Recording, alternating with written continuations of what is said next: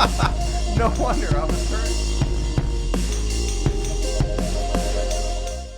I was turning the wrong dial. Hey, you guys get a little more music than you normally get, so I guess that's something. Yeah, it helps if I turn the right dial. Hey everybody, welcome to another episode of Classes of Mail. My name is Alan Gigax. I am here with Michael Brazenly. Hi everyone.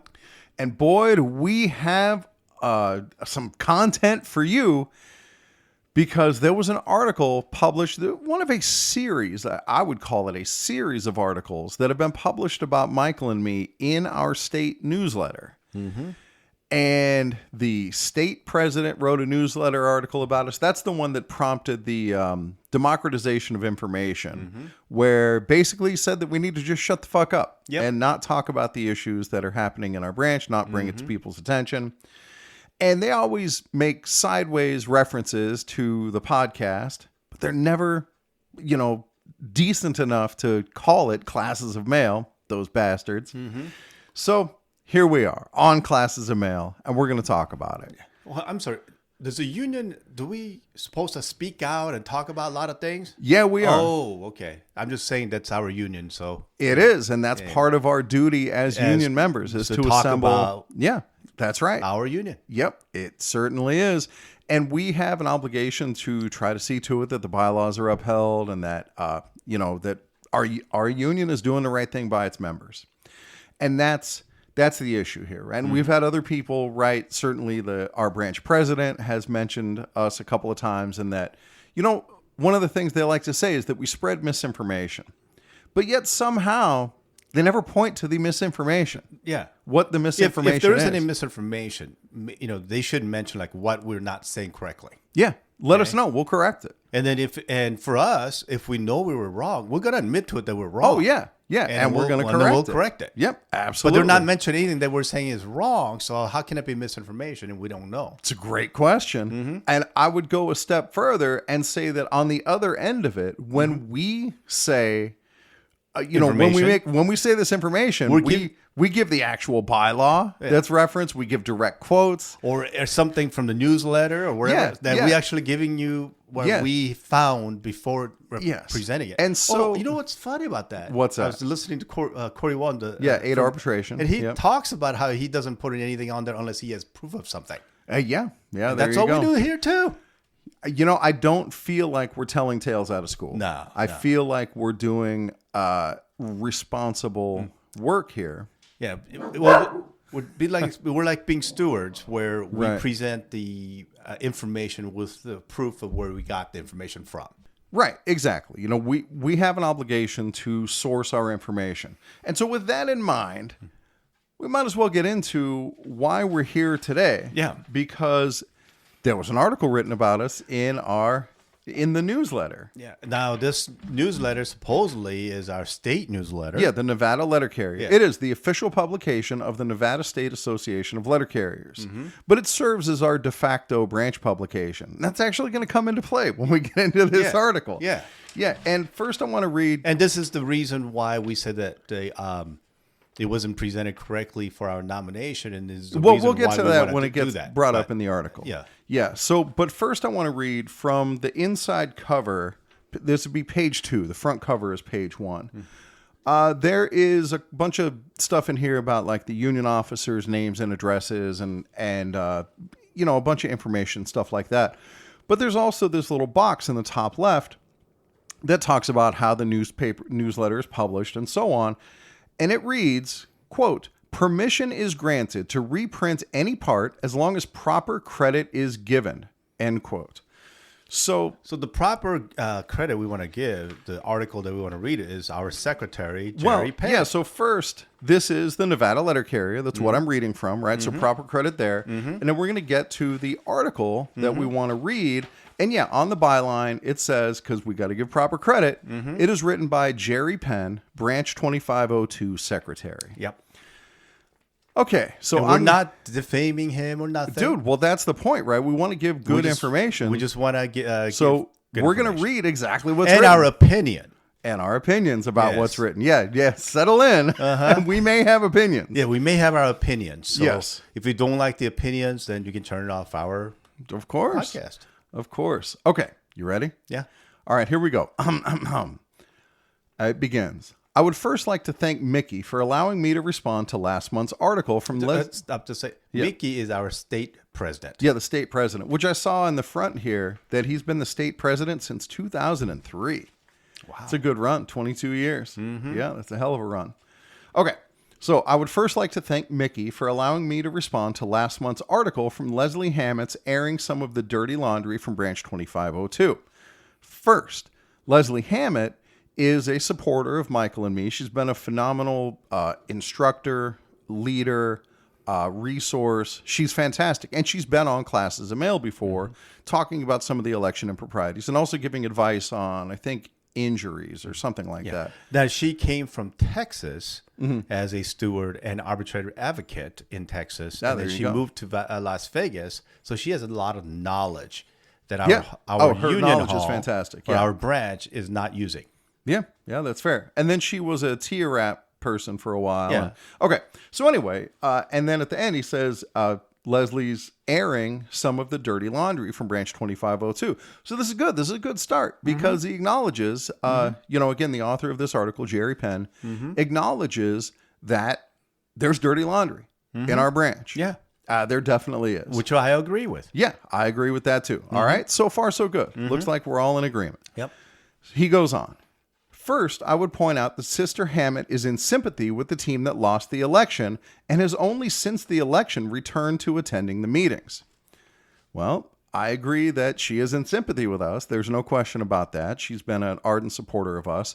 But more important than that, she's in sympathy with the bylaws, with the NALC Constitution, and she can see the same things that we see, that these things are not being abided by. They're not being respected. And you know what the main thing is that she always tells? What's that? Is fighting for carriers. Yep, absolutely. Yeah, she is a tireless fighter for carriers. And I don't know what her attendance record was before the election. I couldn't tell you. I don't pay attention. She made most of the conventions and most conventions, so she was at most of the meetings. So well, I don't know what attendance that he's. I don't talking know about. either. But she retired, except that she was gone for about a year because of her health. Yeah, she definitely had health issues. Yep. So anyway, he goes on. So it is not a surprise that she would be critical of our branch. Well, there's a number of reasons why that might not be a surprise. Which we've talked about many times. Yes, of course we have. Yeah. My experience has been over the last 30 years as an officer in Branch 2502. Man, that's a long time to be an officer. Maybe retirement? Well, I'd say try reading the bylaws. Maybe you should let the young people run the branch for once? Maybe. So my experience has been over the last 30 years as an officer in Branch 2502 that those that lose an election like to criticize and throw darts at those that won. Okay. Now, losing the election. I have no problem losing the election as long as it was done fairly. Well, and we know that there were a lot of improprieties in the election. Now, if the election were run fairly, that's no guarantee that we would have won. We may still have lost the election. Yes. We don't know because the election wasn't run fairly.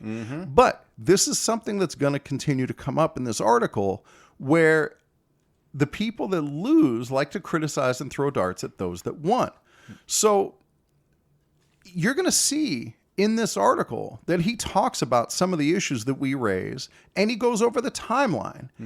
And these issues are raised before the election. That's exactly right. And remind me, what was Leslie Hammett running for in that election? Nothing. Yeah, okay. All right, so we got that on the record. Well, there you go. Okay, moving on. Having said that, here are the details that I'm quoting Jerry again.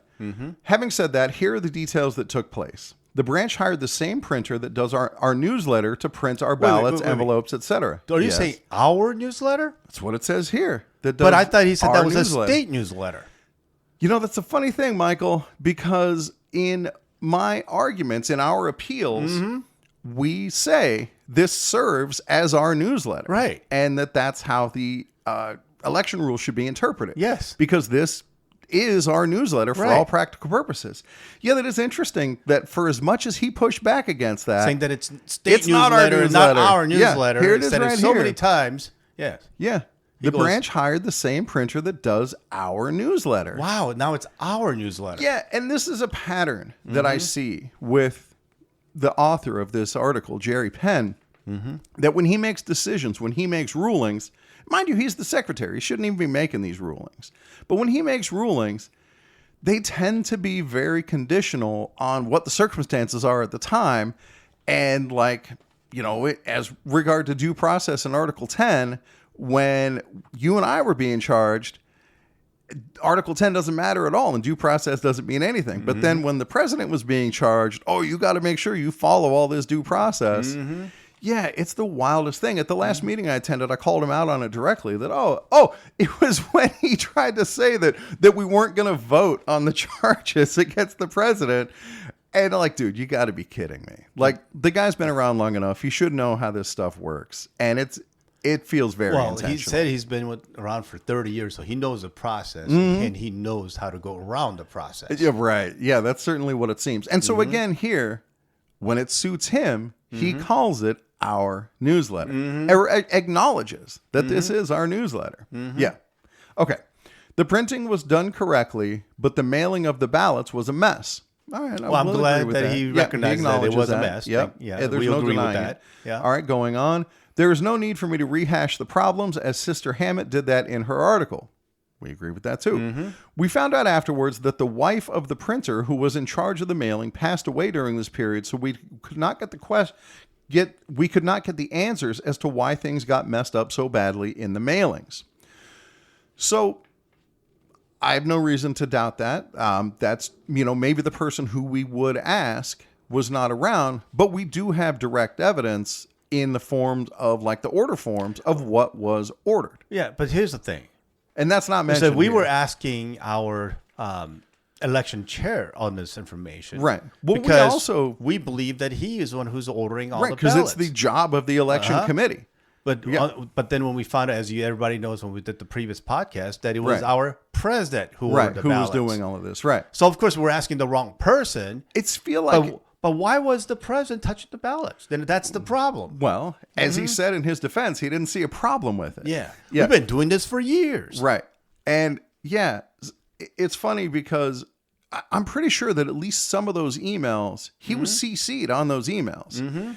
Plenty of people had plenty of opportunities to come forward and be honest about what was going on. It's a funny thing to stand up at the trial essentially and say, we didn't think we were doing anything wrong, but they made so much effort to hide it and to not answer questions and to not be forthcoming despite being directly asked before the election. Right. Yeah. And that looks guilty. Yeah. And they want to say that, these people are just mad they lost the election.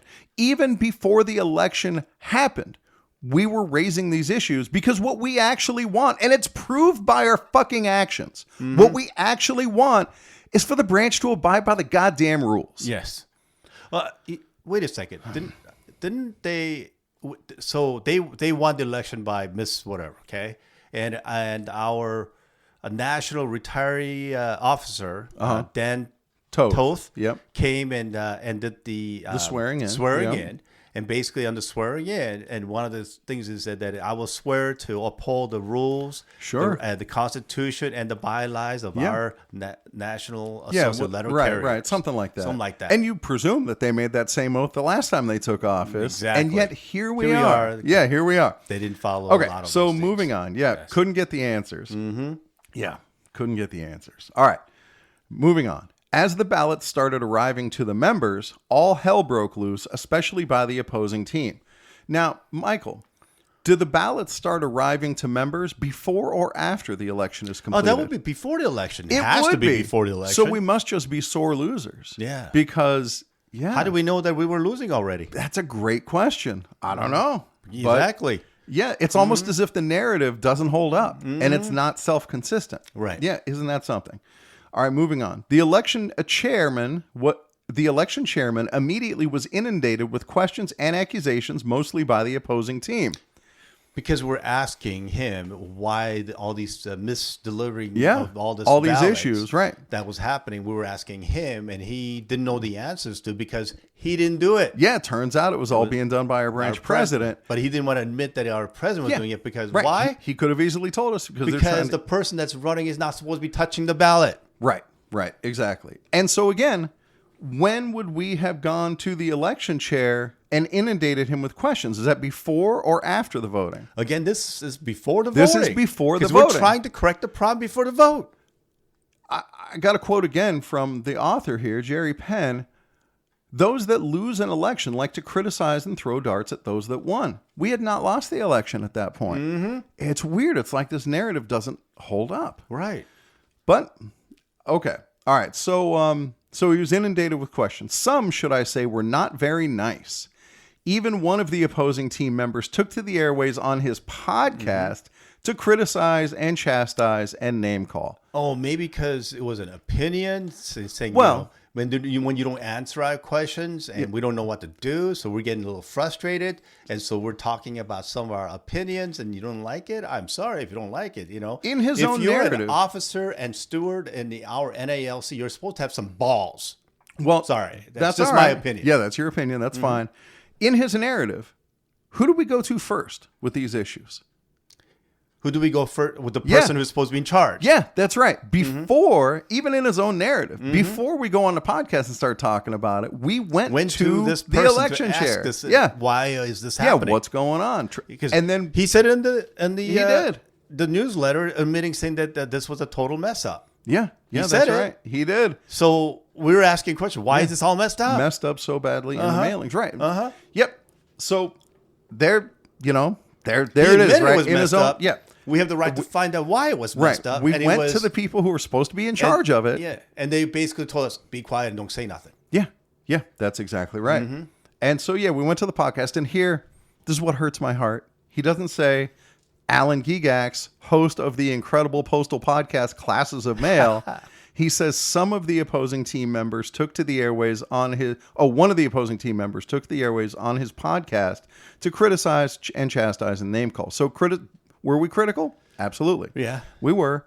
And did we chastise? I think we did. Hey, Possibly. you guys are not doing right. Yep. Not by us, but not giving us any information. Yeah, right. And right. so there might have been some name calling because we got angry. Yeah. Yeah, well, so some of the name calling is because we're trying not to say people's names. So like there's somebody in our branch who I refer to as the Goodest Oldest Boy because it's a good old boy network and he's pretty much at the head of it.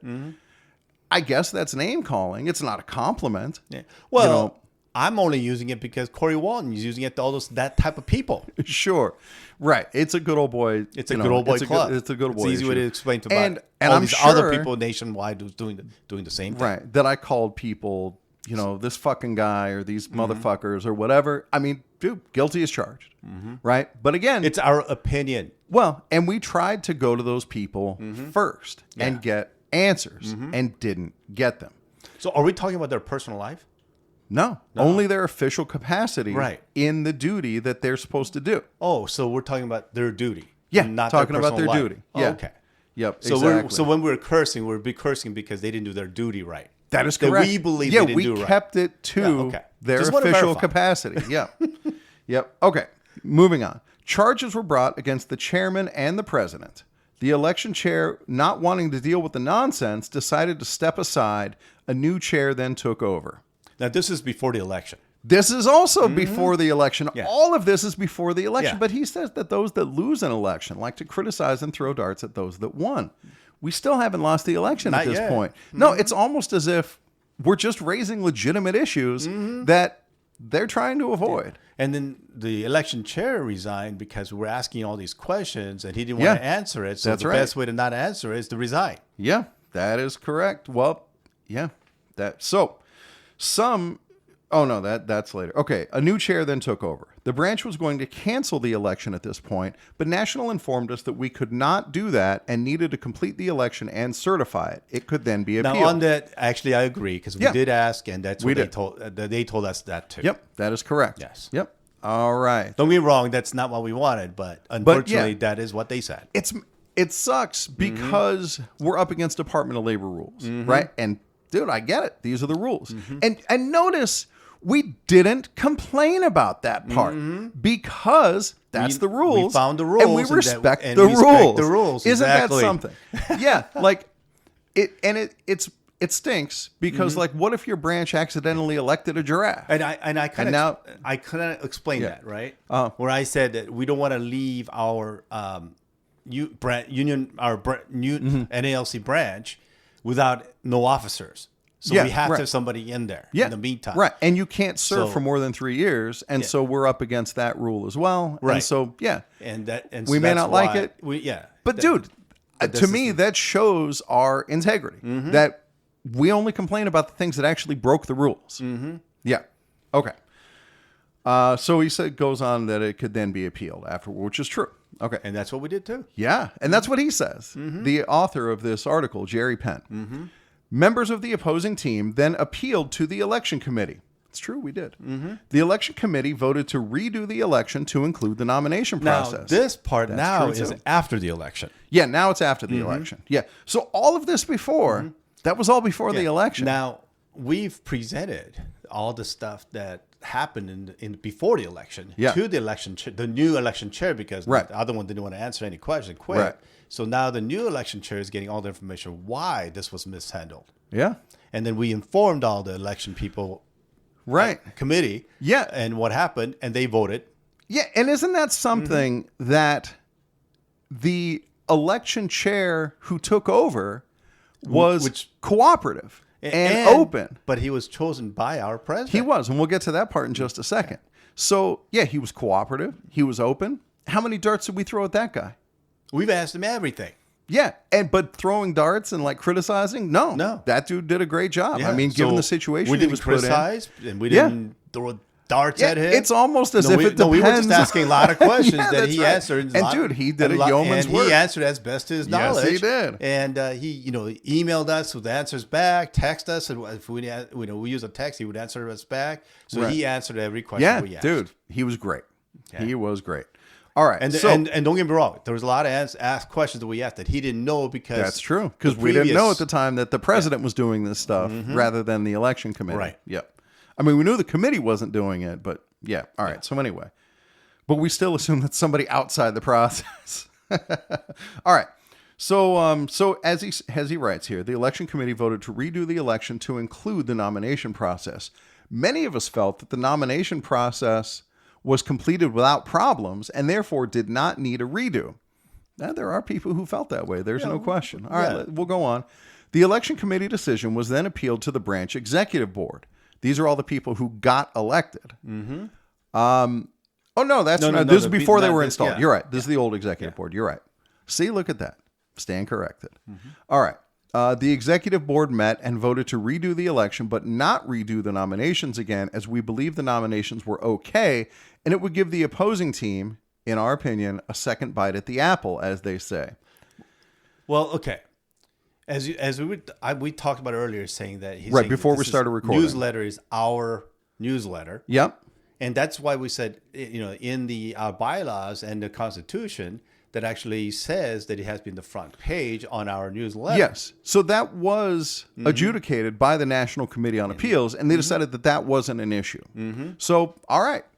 And you don't hear me making that argument anymore. But there were other issues in the nomination process. Basically saying that it was past practice. Yeah, it was past practice. And like Barner told me specifically over the phone that it hasn't been ruled on by the Department of Labor.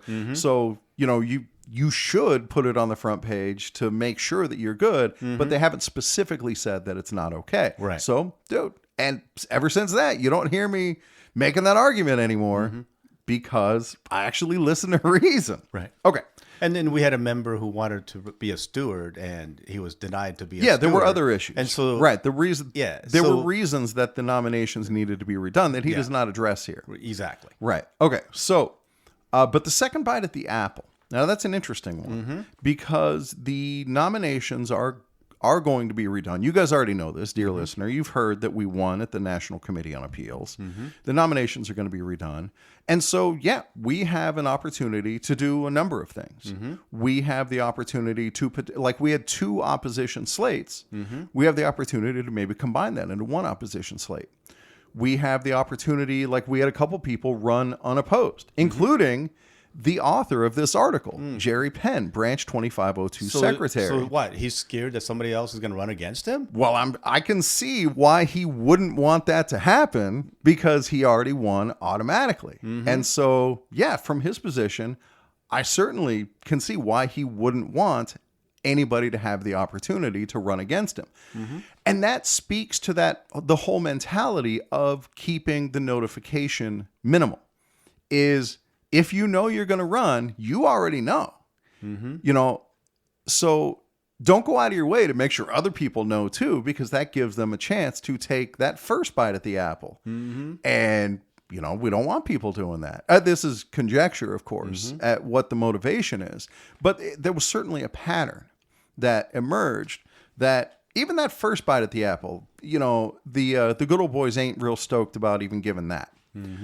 So, yeah, there is going to be a second bite at that apple, and we probably will modify some of the positions that we run for, some of the things that we do. There are some and I things, think some positions that that's currently in will be changed.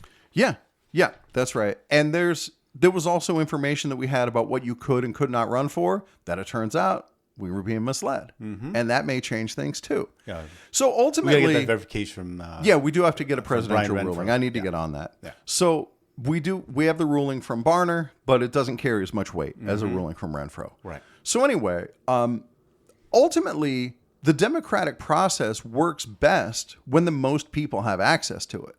Right. So the whole idea of saying, you know, this second bite at the apple, like, oh, somebody might run against me. What are you hearing? Oh, okay. Somebody might run against me. Dude, that's good for the democratic process. You know, that enables hopefully the best possible people to get into those positions. So, but of course I feel that way because I was on the other side of it, right? And at least I can acknowledge that. All right. So moving on after the second bite. The opposing team then appealed the executive board's decision to the branch members at the next general meeting.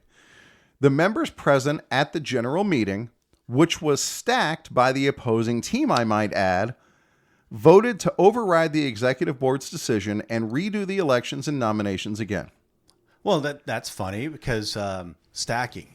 Yeah. How is that possible that we can stack when they're supposed to have over so many votes over us? Right. So much more support. Yeah. Well, How we does talked that work? about this on Classes of Mail going into these meetings. Like, you know, what are the ethics of that, of getting people out? And I said openly, like, dude, I would love to have every single member of the branch come and vote on this. And I really think that those votes would go our way because at every opportunity, working carriers who are actually putting mail in the box have voted for us and have taken our position.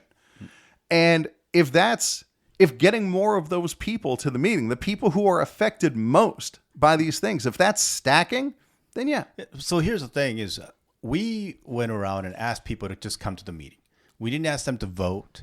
We didn't ask them to do anything and say, hey, it's important that you show up to the meeting. Yeah, That's all right. we said. Yeah, there was a meeting Okay. that we actually had literature, and nowhere on there did it say you should vote this way, you should vote that way. And we didn't tell Nothing them to like vote that. whichever way. We just told them to come to the meeting Right. and do what you feel is right. Yeah, because and dude, honestly, I would not want to pressure somebody into voting against their conscience, right? Because I could be wrong. I'm sure I'm wrong about at least some things, and I shouldn't put that onto somebody else. No, you have to vote this way. No, that's bullshit. That's not okay. We always ask anybody that we're asking, say, hey, just come here to the meeting. Yeah. And there's probably going to be some voting and vote what you feel is right. Right.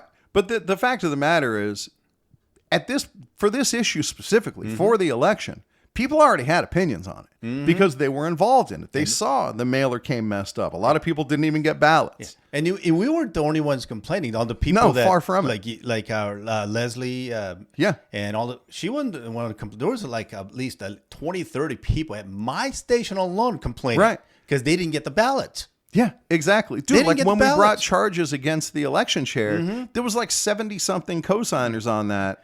And then of course the ballots came with pre-sort standard. Yeah, right. And then I had a CCA didn't know what stamps meant. Like I'm like, Yeah. do you know how not to mail these things? He's like, no. Everybody- here's a stamp for you, so you can vote whichever way you want and mail it in. Yeah, everybody could see these problems. And dude, the vote on this issue, when the branch voted, 52 to 23. So more than a 2/3 majority. We got like 70% voted to rerun it, including nominations. And I'm telling you, when I looked at the people that was voting for this, there were some people that did vote for Paul on a lot of Right, things. who normally vote with the status quo. Yeah. No, So I don't think we're capable of stacking the hall with a 2/3 majority. No. Right. Okay. It could be that these are people's actual opinions. Yeah. Because let's look at this. The first people to make this decision was the executive board. Michael, did we stack the executive board? nope. No, and we did not stack the executive board. In fact, who appoints the executive board? Well, the executive Or board I'm sorry, the election board. I meant the election board. Did we stack the election board? No, we did not. The people appoints raised their the election board? Well, the election board is picked It's by essentially people raising their volunteers. hand. Yeah, it's and they just essentially chose- volunteers. So people that raise their Right. hand, they just what pick. I wanted to make but the it is point- our president gets Yeah. to pick the election chair. Right. Oh, and how did that work out? But yeah, the point is, I wanted to make the point that they're appointed technically by the president. But, dude, Michael being fair, credit to Michael, it's really just whoever raises their hand. Nobody got denied, except for I think there was one person who was denied because they were actually running for a position. And I had to bring that to the attention of the branch secretary. Right. So yeah. But the moral of the story is we can't stack that body. And they voted like 6-1 to redo it, including nominations. Right. And so, dude, and then the branch got their chance to vote 52-23. And he wants to say, which was stacked by the opposing team, I might add. Yeah.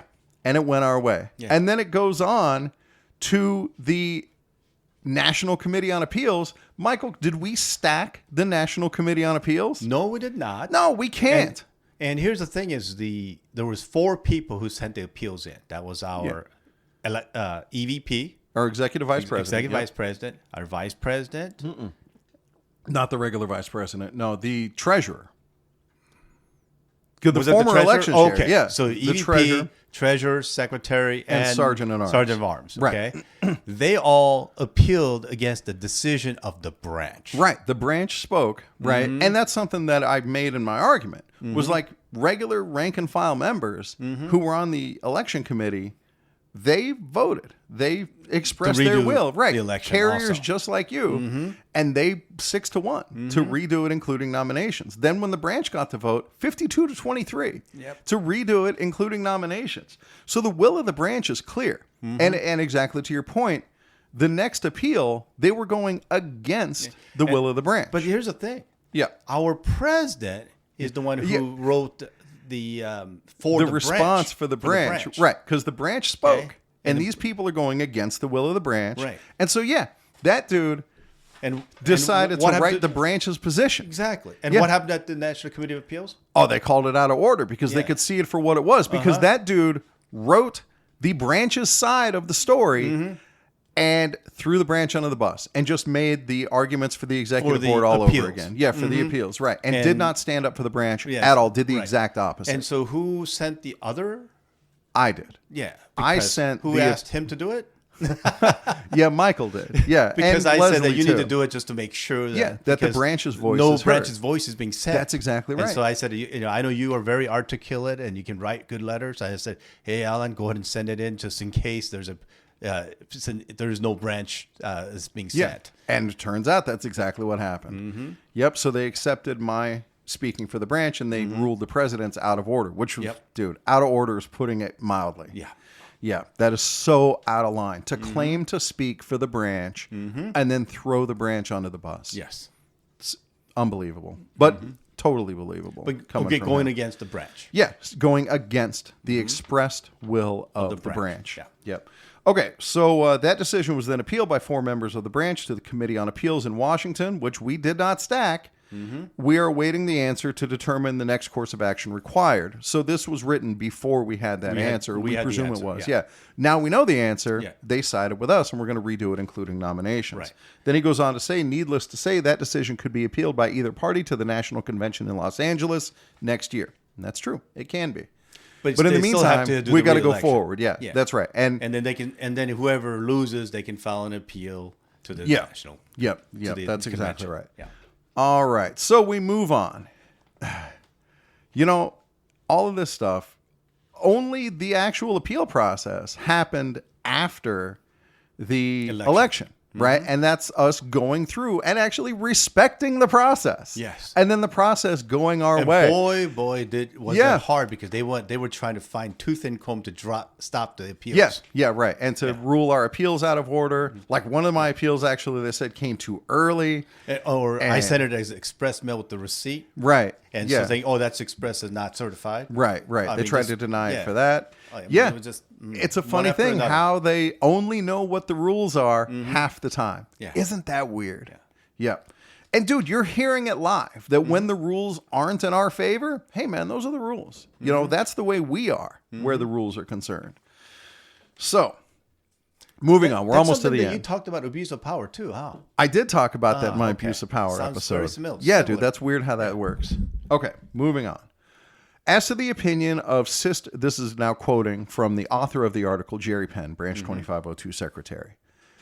As to the opinion of Sister Hammett that the branch members are disgusted and that there is anger and dissension within our branch is simply not true. Oh, it's very true. Yeah. This is written by a retiree who comes to the union hall from time to time, but I don't see him in stations very often unless he's in their hawking uniforms. Right. I don't think he quite has the pulse of the branch the way people actually on the workroom floor have it. He hasn't delivered mail in like 30 years. Yeah, that too. Right. He's been a branch officer for 30 years. Right. So I don't know how many branch members he's talking to who are actually out there dealing with the real world issues of the branch. But to say, he says, I'll say again, that the branch members are disgusted and that there's anger and dissension within our branch is simply not true. Dude. Well, we're one of those. Yeah. You're hearing anger and dissension right now. So you can't say that it's not true. Well, he goes on to say there are 5 or 6 members that like to create the disgust, dissension, and anger. Yeah, by asking that the bylaws be fucking respected. And that the Constitution be respected. Yeah, there's 5 or 6, but that's because we're more outspoken than some others. Right. But there's a lot of people who don't speak out, and they are unhappy that we're speaking for them. Okay. They're unhappy and we're speaking for them. Right. Yeah. And that's so exactly what he's saying is not true, saying there are people very angry at what's going on with our branch. Yeah, come to my station. He is wrong. Ask around how stoked people are with our branch leadership. My station too. Yeah. Okay. And well, in fact, go to Westridge and ask them how stoked they are. Yeah. Go to Sunrise, ask them how stoked they are. Yeah, go to Spring Valley. Yes. I can guarantee you right now, people are extremely unhappy at Spring Valley. Yeah, dude. And for him to accuse us of spreading misinformation, and he says, as to the opinion of Sister Hammett that the branch members are disgusted and that there is anger and dissension within our branch, is simply not true. It's true. What he's saying here is, this is a matter of fact, and it's wrong. Yeah. What he's saying is wrong. Yeah, and the reason that we want 52 to 23 on that vote is because there are a lot of people that's not happy. Yeah, that's right. Okay, if those people would have never shown up if they were not happy at all. Dude, and even among the executive council or the executive board of our branch, they wanted the election redone too. Are we responsible for them being unhappy? I don't think so. That's, that again is dissension going against, we'll just keep the status quo. Even they recognize that we got issues. Dude, even at the front, he calls it the dirty laundry from Branch 2502. Even he acknowledges that we got these issues. But then at the end, he goes, that's not true. Right. Yeah. Nobody's so how is it that he says we got these true issues, and then it's not true? Nobody's upset about him except these 5 or 6 people. And he goes on, they like to send text messages to their friends to show up at the meetings to vote, many not even knowing what the issues are, so that they create chaos at the meeting in an attempt to get their little victories. Well, you know what? Nobody knows what's going to happen at the meeting. Yeah, why is that, Michael? Because nobody's notified in what's all newsletter. What's on the agenda or what's in the agenda. We don't get any of that. The only ones that know what's going to happen at the meeting is the officers themselves. Yeah, that is correct. So when we show up, we don't know what's happening. That's because I don't know what's happening either. Right. Yeah, that is correct. And a little pejorative here, our little victories. Well, compared to the election, it is a small victory. We take what we can get. But this is the voice of the branch. And once again, what have we asked for? What have we insisted on that's not in the bylaws? Nothing. Yeah. Everything that we're asking for is that. And here's the thing, too, is if they were following the rules and they were actually fighting for carriers, we wouldn't be doing all that stuff. That is exactly right. I would much rather be just cruising along. Me too. Yeah. Me too. Yep. Absolutely. So yeah, we just get our friends to show up at the meetings, and not even knowing what the issues are. There's many not even knowing what the issues are. Dude, at that meeting where the president was up on his charges, the people on our side, they knew damn well what the issues were, but they were sitting next to other people who were like, I don't know, I'm just here to support the president. Mm-hmm. Like, that's what was actually happening out on the meeting floor. And they didn't even know what they were supporting for. Yeah. For the president. Right. And they were so they voted for the that, president, not knowing exactly what they're voting for. And not being able to follow what was going on. Mm-hmm. And And the reason they don't know, even throughout the meeting, is because when all the charges were being brought, they were very quiet about it, or they made it very simple words, where they would say this charge, but then they're just saying, "Oh, we're not going to say they're guilty," so they won't say what they broke the rules on. It was just multiple all over things. That. Yeah, but part of the issue is there's not a good communication method for our branch, and that's by design. It would be very easy to put together an email list, a functioning website. Any of those things, branch ain't interested in that. And that's part of the problem. Yeah, because we just want a branch that's also be transparent, and we want to know what's going on. Yeah. And everything is just shut down, and they just try to hide as much as they can. And that's why it's the problem. Which is also, like, to go back to the point we made earlier, why the original election chair caught hell from us and got all these, questions. Because he was hiding something. Yeah, there's two ways to deal with it. Mm-hmm. When he got asked questions, he stonewalled. Mm-hmm. When the replacement election chair got asked questions, he tried his best to answer them. Mm-hmm. And which one of those two caught hell from us? The one who was stonewalled. And the person that we were asking to, which is the election chair, about what's going on with the election. Yeah. And his response was, "Don't harass me." Right. Exactly. Now, and you know what did we do when we got that email? We stopped contacting him completely. Yeah, we did exactly as he asked. We did exactly what he asked. That's right. Exactly. And here's the funny thing, because as he says in the beginning, those that lose an election like to criticize and throw darts. It was the second election chair who was in charge when we lost. How many darts did we throw at him? None. We just asked questions. Yeah. So and then the he narrative got the doesn't appeal hold up. from us. Yeah. And he saw all the appeals, not just from us. No, that's true. There were multiple appeals. Yes. Yeah. It was mine that they wound up accepting and voting on, or the one from our team. Mm-hmm. But regardless, we were not the only ones who. Yeah, isn't that something? And there was, I think, 5, 6 appeals? I'm not sure. Yeah. But I wonder how many of them came from the good old boys. Seeing all these problems, it's funny how none of them appealed and said, like, hey, this is really messed up. We should redo this. Yeah, they didn't isn't appeal that what a coincidence? But they did agree to redo the election. They did. Mm-hmm. They did. Yep. So, all right, moving on. Final paragraph here. Well, they agreed to redo the election because they know how they're going to do it again. Well, not this time. It will be overseen not this by time, because national. now that we found out exactly what happened. Yeah. Yeah. Yep. So hopefully our national all right. will be more honest. Last paragraph. I will acknowledge, as with any branch, there are some problems that need to be resolved. That is all true. right. Yep. Fair. We are in total agreement on that. And there is a roadmap for how to resolve these problems. And it's the bylaws and the NALC Constitution and the rules governing branch election procedures. Except good old boys like to change it around into their favor. Well, regardless, if they started doing, and they have started doing that to some degree. Like, there's an episode, I'm not sure if it'll release before it'll probably release after this now, so I'm not going to spoil the ending for that one. But we have seen them, it's starting to take effect, and they're starting to abide by the bylaws. You already put it up. Not the one about the bylaws committee. Oh, that one isn't published yet. Yeah, and I think I'm going to push that one back a little bit. Yeah, the one I'm talking about is when I said about the last meeting that they were using the warrants. right. Yeah, getting stuff paid properly because then we're going to complain. We don't want to get people to file charges. Right. And guess what, dude? When they did it properly, how hard did you complain about it? None at all. Isn't that something? It's almost like we're telling the fucking truth when we say we want the bylaws, respected. Yeah, to be followed. Exactly. All right, moving on.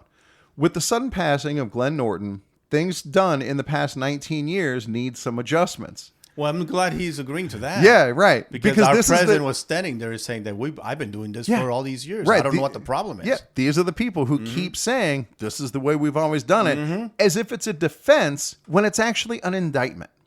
Yeah, this is the way we've always done it. Yeah, that's the problem. And you're admitting to ignoring the bylaws for all this time. That's a fucking indictment. That is not a defense. Yeah. And that is the reason why people like me and you are coming out, because we're kind of getting done with them breaking the rules. Yeah. And then just, this is the way we've always done it. And I mean, how many times has this author specifically, authored by Jerry Penn, Branch 2502 Secretary, I've been doing this for 30 years. I think I know what I'm doing. And then we look at the bylaws, and that's not the way it's done. No. Yeah. Yep. So he's been doing it wrong all these years. Yeah. Yeah. All right. And then finally, last sentence, let's hope we can get some harmony between the factions and get our problems fixed. I agree with that 100%. Yeah, me too. Dude, all it takes to get into harmony with us is follow the bylaws. Yep. Yep. And the Constitution and the election, whatever. Do what you're actually supposed to do. Yep. That's it. Yeah, we're pretty easy. I'd like to think. Dude. But here's the thing. Yeah. We are stewards and so forth. That we are fighters. We are fighters. And so when you're coming after us and things like that, we're going to fight back. We're not going to just sit down and get stepped on. Right. All right, dude. We are past 45 minutes. So I think that's going to do us for today. How about this? Reading from actual paper. Isn't that something? It's so old-fashioned. Of course, there is no electronic version of that newsletter. And I cannot find our state association bylaws anywhere. They don't have a website. I guess I'm just going to have to email. Well, the state convention is president. next week, and we can ask the state president there you for go. the bylaws. Yeah, there you go. In person. Now I like the way you're thinking. All right, so I think that'll do us for today. So we read the article. We gave proper credit because we're supposed to. And, dude. And it is our opinions. Yeah, of course. And voicing our opinions. Right. Okay? Take it however it is. Yeah. Yep. And, now this just further shines a light on this is what we're up against. This is what we're dealing with. This is the narrative that's being put out there. This is what's being said from the bully pulpit. And this is what we're pushing back against on classes of mail. And for Christ's sake, guys, if those of you in the, because I know that they listen to this podcast at least a little bit, say classes of mail, man. Do me that solid. They're never going to do that. No, I'm sure that's true. But dude, even without that, we're well over now 150,000 downloads. And so that's pretty cool, man. Good work. Good work, us. Good job, Michael. Yep. Most popular guest, Michael Brazenly, only because Annie can't get on the mic. Yeah. All right. So that'll do us for today. Guys, thank you very much for listening, and we will catch you next time.